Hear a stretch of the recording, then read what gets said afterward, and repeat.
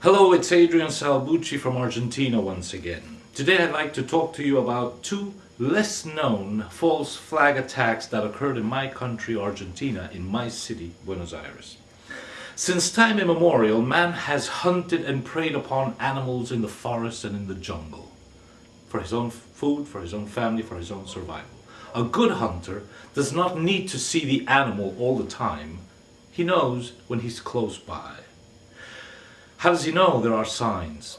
Broken twigs here, droppings there, a dead rodent or a bird lying by the path, paw marks, and a myriad of other telltale signs. A specific odor. And when it comes to odors, we all know that something smells very rotten in this New World Order. Especially since the US attacks of 9/11, the London 7th July 2005 attacks, and several others. We had Charlie Sheen trying to awaken President Obama to realize what's happening, but he said, "Oh, Charlie, you've only got 5 minutes," and he just took the files and probably never looked at them. Clearly, there is somebody way above Obama that won't let him do anything about it. But I'd like to share with you two other false flag attacks, probably false flag attacks, that occurred in Argentina in 1992 and 1994, which in a way help to understand that there is a whole system behind this. There is sort of like a fingerprint, as we call them. We suffered the two worst terrorist attacks in March 1992 and in July 1994. The first one demolished the Israeli embassy in downtown Buenos Aires with about 40-50 people killed. And the second attack demolished the headquarters of the AMIA and DAIA, Jewish mutual organizations, killing 86 people. Both attacks took place during the administration of former President Carlos Menem, who maintained the fullest alignment you can possibly imagine with the United States, the United Kingdom, and the State of Israel. As with 9/11 and 7th July in London, the official story is that both of these attacks were perpetrated by Islamic terrorists, and in our case, what they did was drive car bombs into both central Buenos Aires buildings. Of course, who did it? Who done it? Hezbollah, Hamas, Iran, Syria, the usual story. Let's look first at the embassy, the attack of the Israeli embassy in March 1994. This case has tended to disappear from the media because the evidence is too damning against those who really perpetrated. It's very clear that on that terrible morning in March 1992, what exploded was not a car bomb going by the street Arroyo and Suipacha in Buenos Aires, but that the explosion occurred inside the embassy building. Why? Because of the blast patterns that show that the shock wave came from inside out. The broken glass in the buildings in the area and in the facades of surrounding buildings show that the epicenter was inside the embassy. A short video that a passerby happened to take shows a mushroom cloud, which is typical of an internal explosion. Experts from the National Engineering Academy that were summoned by the Argentine court investigating this case came to the conclusion that the blast occurred inside the embassy. It was so conflicting and so difficult that one of our Supreme Court judges ended up having a verbal row with the then Israeli ambassador in Argentina, Aviram. In fact, many other odd things occurred regarding the embassy explosion. The surveillance cameras that should have taken a photograph of the car bomb didn't work that day. The ambassador himself luckily escaped being killed because he happened to go down around the corner to go have a coffee. The building plans of the embassy at the Argentine municipality, Buenos Aires municipality, disappeared. Hardly anyone talks about this specific case anymore, especially the Israelis. Let's look at the AMIA, that's the Jewish Mutual Association, which was blown up in July 1994. Here matters are very different.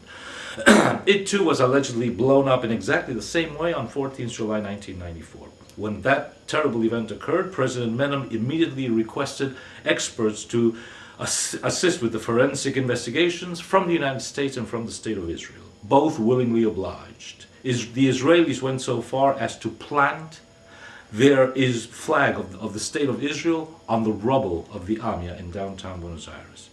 Contrary to the embassy, this was strictly an Argentine affair. It was a private building in Buenos Aires under Argentine jurisdiction, killing Argentinian citizens. Nothing to do with Israel, nothing to do with the United States, with any foreign power actually.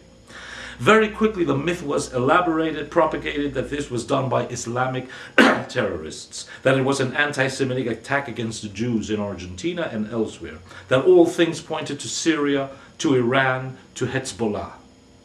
A frame-up story was quickly assembled of a used car, a shady person, or a rather funny guy, called Carlos Tejeldin, who supposedly sold a white Renault Trafic, that's the name brand, van, to a local group of terrorists, in which the intermediary were two local Argentinian citizens of Syrian Lebanese descent by the name of Kanure Edul, who are still today being investigated, 16 years later. The van was supposedly loaded with explosives. It drove by the headquarters of the AMIA on Pasteur Street in Buenos Aires City, in downtown Buenos Aires, which is the Jewish quarter of our city. It rammed into the AMIA and blew it up. To help the myth evolve, an Israeli army officer who was looking around in the rubble very conveniently showed up saying that, hey, look what I found. He found a piece of the alleged van's motor, which happened to carry the manufacturer's serial number on it. This was sent to the local Renault car plant, who confirmed that yes, this belongs to a Renault Trafic van. A similar stroke of luck, you will remember, the FBI had in the World Trade Center rubble, where they found intact the passport of one Mohammed Atta, who was the alleged leader of the Islamic terrorist group that hijacked the American Airlines flight ramming into World Trade Center Tower 1. More than 15 years have gone by, and the investigation of the AMIA still continues, riddled with corruption, riddled with the most incredible things you can possibly imagine. It has gone through 7 different federal courts. The file consists of over 1 million pages in God knows how many volumes. A special sector has been opened inside the Argentine courts, and the local and international Zionist organizations permanently whip up a huge media frenzy, maintaining permanent pressure on the government, maintaining permanent memory alive with commemorative events, attacks, eyewitness reports, books, articles, TV, radio, the lot, the whole thing.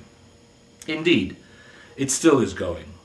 After both attacks, in actual fact, the Argentine authorities had to set up special protection for all Jewish buildings throughout Argentina. Not only embassies, but associations, mutual associations, sports clubs, schools, rabbinical seminars, synagogues.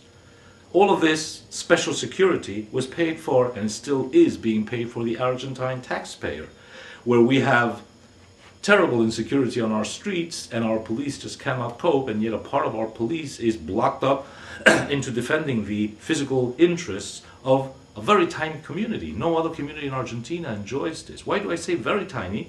Because according to official figures from, for example, the Jewish Virtual Library or the State of Israel, or even the local organizations, Zionist and Jewish organizations in Argentina, there are only 200,000 Jews living in Argentina. We are 40 million people. That means it's only 0.5% of our population. And yet for 0.5% of our population, a whole scheme, very complex, very expensive, has been set up. One of the very worst federal judges to act on this case of the AMIA, a cowardly and weak-spirited man by the name of Juan José Galeano, went so far as to authorize that the court participate in a crime whereby Mr. Tejeldin, the guy who allegedly sold this Renault van, who was in jail, was given $400,000 as a kickback so that he would falsely accuse the Buenos Aires Province Police Department of involvement in the attack. Why?